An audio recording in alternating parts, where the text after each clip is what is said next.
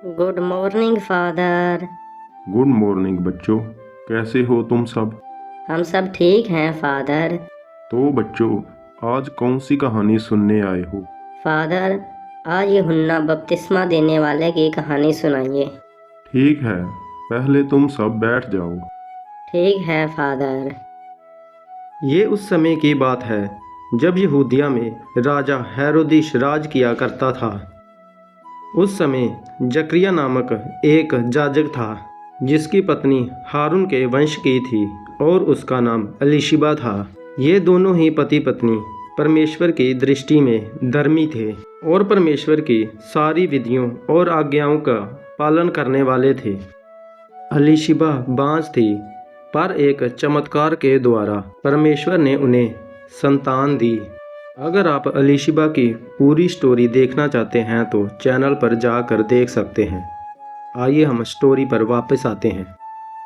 जब यूहन्ना पैदा हुआ तो उसके जन्म ही से परमेश्वर का आत्मा यूहन्ना के साथ था। यूहन्ना परमेश्वर के आत्मा के साथ साथ बढ़ता गया और इस्राएल पर प्रकट होने के दिन तक वह जंगलों में रहा। तब आगे हम देखते हैं कि जब यूहन्ना जवान हुआ तब वह यरदन के आसपास के सभी प्रदेशों में आकर पापों की क्षमा के लिए मन फिराव के बपतिस्मे का प्रचार देने लगा और कहने लगा कि मन फिराओ, क्योंकि स्वर्ग का राज्य निकट आ गया है। यशायाह भविष्यवक्ता ने इसके विषय में ये भविष्यवाणी करी थी कि जंगल में एक पुकारने वाले का शब्द हो रहा है कि प्रभु का मार्ग तैयार करो और उसकी सड़कें सीधी करो। यूहन्ना ऊँट के रूम का वस्त्र पहनता था और उसका मुख्य भोजन टिड्डियाँ और वन मधु था। तब यरूशलेम के और सारे यहूदिया के और यरदन के आसपास के सभी क्षेत्र के लोग उसके पास निकल आए ताकि वह सभी अपने अपने पापों को मानकर यरदन नदी में यूहन्ना से बपतिस्मा लें। जब उसने अपने पास बहुत से सदूकियों और फरीसियों को आते हुए देखा तब उसने उनसे कहा, हे साप के बच्चों, तुम्हें किसने चेतावनी दी कि आने वाले क्रोध से भागो और मन फिराव के योग्य फल लाओ? तुम अपने अपने मन में यह ना सोचो कि अब्राहम हमारा पिता है, क्योंकि मैं तुमसे कहता हूँ कि परमेश्वर इन पत्थरों से अपने योग्य संतान प्राप्त कर सकता है। अब कुल्हाड़ा पेड़ों की जड़ पर रखा है और जो पेड़ अच्छा फल नहीं लाता वह काटा जाता और आग में झोंका जाता है।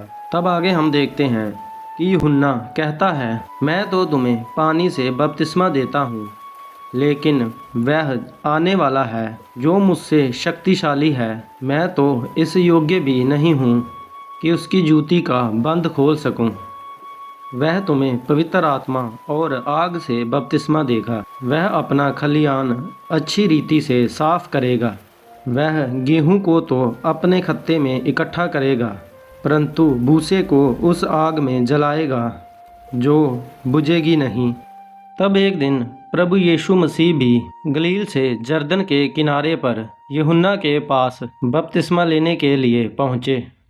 लेकिन यूहन्ना ने यह कहकर प्रभु को रोका, हे प्रभु, मुझे तो तेरे हाथ से बपतिस्मा लेने की आवश्यकता है और तू मेरे पास आया है। तभी यीशु ने उससे कहा, अब तो ऐसा ही होने दे, क्योंकि हमें सारे धार्मिकता को इसी रीति से पूरा करना उचित है। तब प्रभु यीशु ने यूहन्ना के हाथ से बपतिस्मा लिया और उस समय आकाश खुल गया और पवित्र आत्मा कबूतर की न्यायी प्रभु यीशु मसीह पर उतरा और ये आकाशवाणी हुई, यह मेरा प्रिय पुत्र है जिससे मैं बहुत प्रसन्न हूँ। तब आगे हम देखते हैं कि एक दिन राजा हेरोदिस ने यूहन्ना बपतिस्मा देने वाले को बंदी गृह में डलवा दिया, क्योंकि यूहन्ना ने राजा हेरोदिस को उसके भाई फिलिप्पुस की पत्नी हेरोदियोस के विषय और सब पापों के विषय जो राजा ने किए थे उलाना दिया। जब यूहन्ना बंदीगृह में था तब उसने यीशु के द्वारा किए जाने वाले कामों को सुना। उसने अपने शिष्यों को प्रभु यीशु के पास यह पूछने के लिए भेजा कि आने वाला मसीहा तू ही है, जहाँ हम किसी और की प्रतीक्षा करें। तब प्रभु यीशु ने यूहन्ना के शिष्यों से कहा, जाकर यूहन्ना से कह दो, अंधे देखते हैं और लंगड़े चलते हैं और मुर्दा जीवित किए जाते हैं।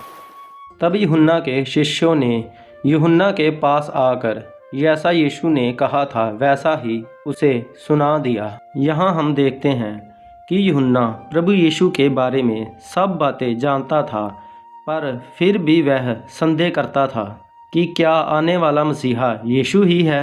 तब हम आगे देखते हैं, जब एक दिन राजा हेरोदिस का जन्मदिन आया, तब उसकी बेटी ने नाचकर उसे प्रसन्न किया।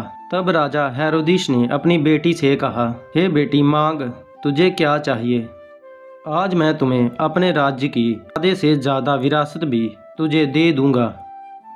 तब उसकी बेटी अपनी माँ के पास गई और अपनी माँ से पूछा कि मैं राजा से क्या मांगूं? तब हेरोदियास ने उससे कहा, अपने पिता से यूहन्ना बपतिस्मा देने वाले का सर एक थाल में मंगवा ले, क्योंकि उसकी माँ यूहन्ना को पसंद नहीं करती थी और वह पहले से ही यूहन्ना को मरवाना चाहती थी। लेकिन पहले वह ऐसा नहीं कर पाई, क्योंकि राजा हेरोदिस यूहन्ना को धर्मी मानता था और वह उससे डरता भी था और वह यूहन्ना के उपदेशों को भी सुना करता था।